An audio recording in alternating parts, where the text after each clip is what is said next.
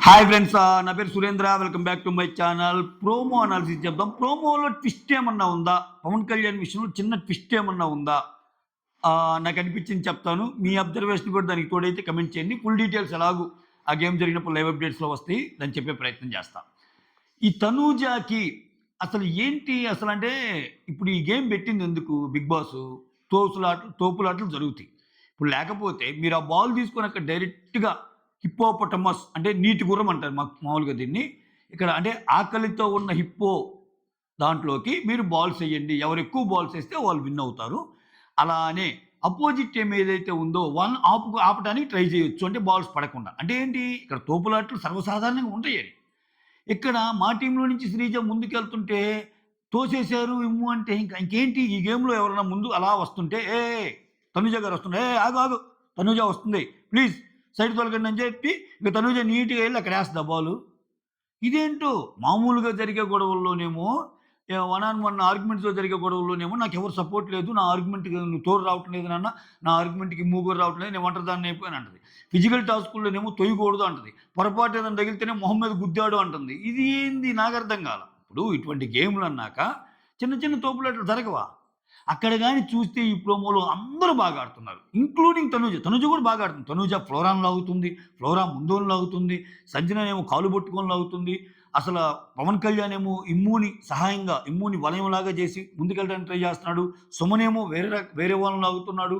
అక్కడ ఎవ్వరికి వాళ్ళు గేమ్ బాగా ఆడుతున్నారు. అక్కడ తోపులాట్ల అవుతాయి అంతే. ఓకే. అయితే తోపులాట్లు అలా అవుతున్నాయి. బిగ్ బాస్ అనౌన్స్ చేశాడు. ఏమని? ఆకలిగా ఉన్న హిప్పోలోకి ఎవరైతే బాల్స్ ఎక్కువ వేస్తారో వాళ్ళ టీంలో నుంచి వాళ్ళ టీం విన్ అవుతారని. ఇంకా మిగిలినోళ్ళు వాళ్ళని ఆపే ప్రయత్నం చేయొచ్చు అని కూడా చెప్తాడు. చెప్పే ప్రాసెస్‌లో ఇమ్మాన్యుల్‌ని చూస్తే మీరు చాలామంది ఆపినా విపరీతంగా ఎళ్తున్నాడబ్బా! ఉడుంపట్టు పట్టాడంతే. పట్టర పట్టు, ఉడుంపట్టు అంటాం చూసావా? ఇమ్మాన్యుల్ ఈ సీజన్‌లో ఒక డిఫరెంట్ మెటీరియల్ అబ్బా! అంటే వాట్ నాట్ కామెడీ ఎక్సలెంట్. విషయ పరిజ్ఞానం ఎక్కువ. గేమ్‌ని డీకోడ్ చేసే తెలివితేటలు ఎక్కువ. అవసరం వచ్చినప్పుడు మాట్లాడటం ఎక్కువ. అన్నిటికి మించి ఫిజికల్ టాస్కులు కూడా ఎక్కువ.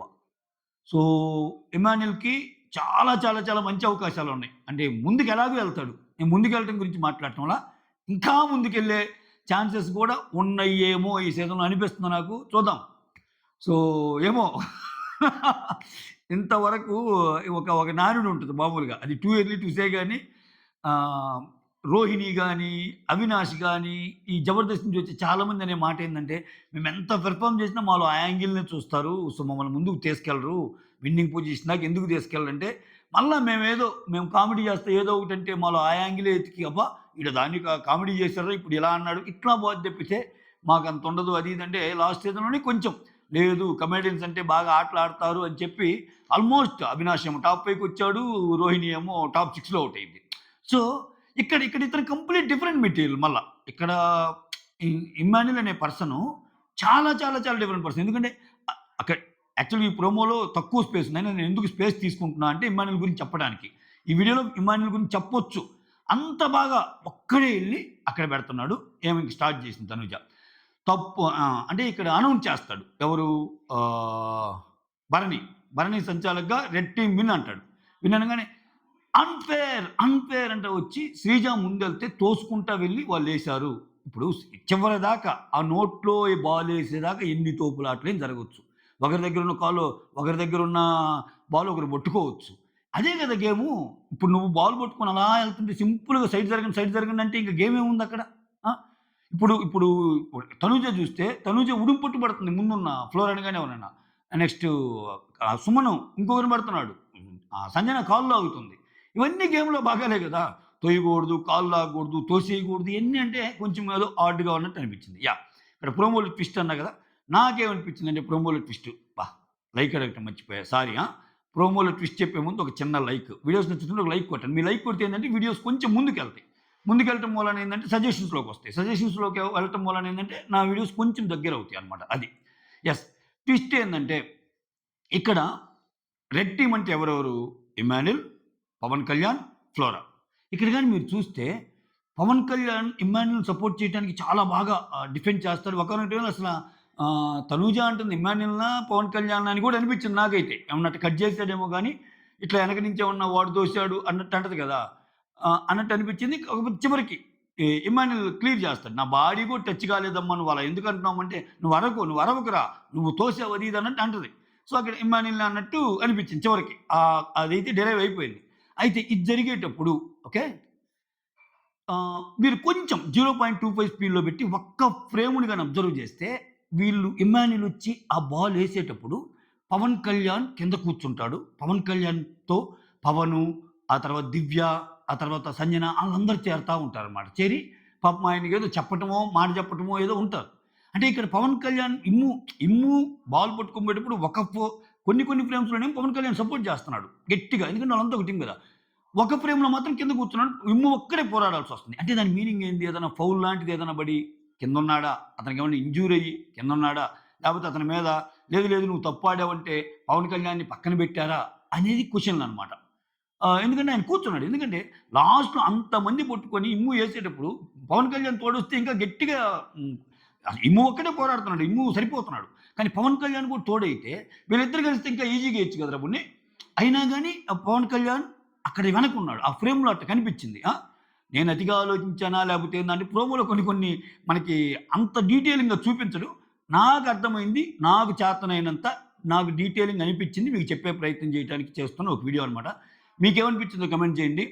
మొత్తానికి ఒకవేళ పవన్ కళ్యాణ్‌కి లేకపోతే ఏదో అంటే ఉండేయి గదా! నిన్నట్లాగా అదేంది బ్లాక్ బాల్‌లో ఒకటేస్తే ఫ ఫ ఫేక్ అదేంది ఎవరైతే రూల్ తప్పుతారో వాళ్ళు ఒకరిని ఎలిమినేట్ చేయమంటే ఆ టీమ్‌లో ఒకరిని ఎలిమినేట్ చేస్తారు గదా! ఆయన.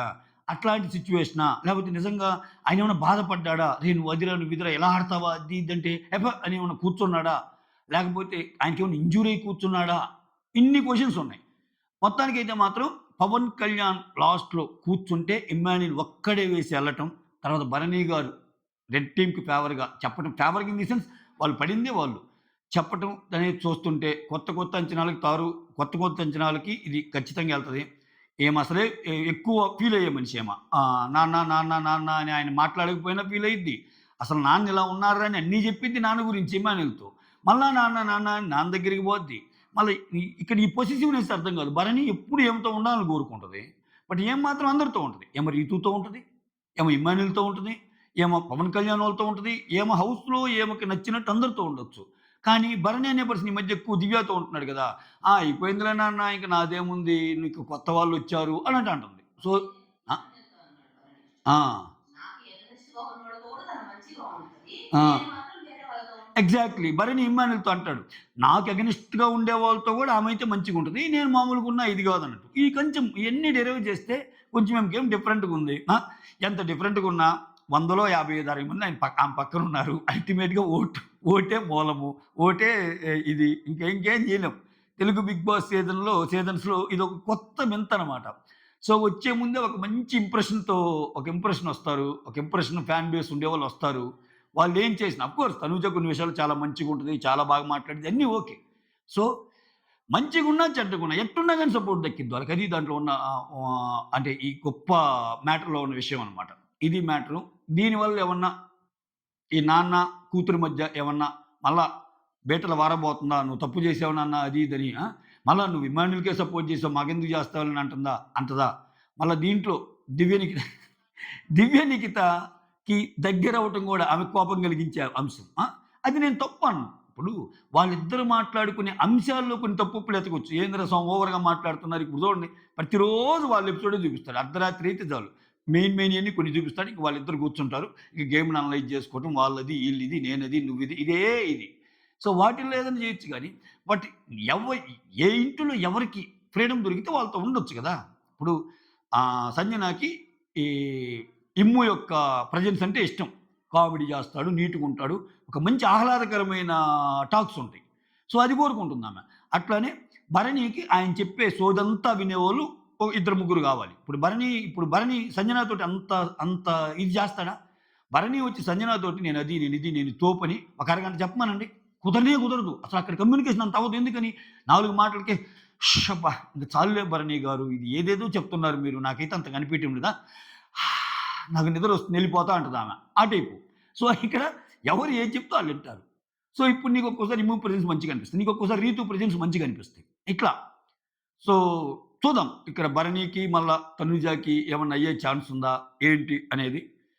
ఇది నాకు అనిపించింది అయితే. మీకు అనిపించింది కమెంట్ చేయండి. That's all. Thank you so much for watching my video. Signing off. ఇంకో వీడియోతో మీ ముందుంటా. Till then bye by.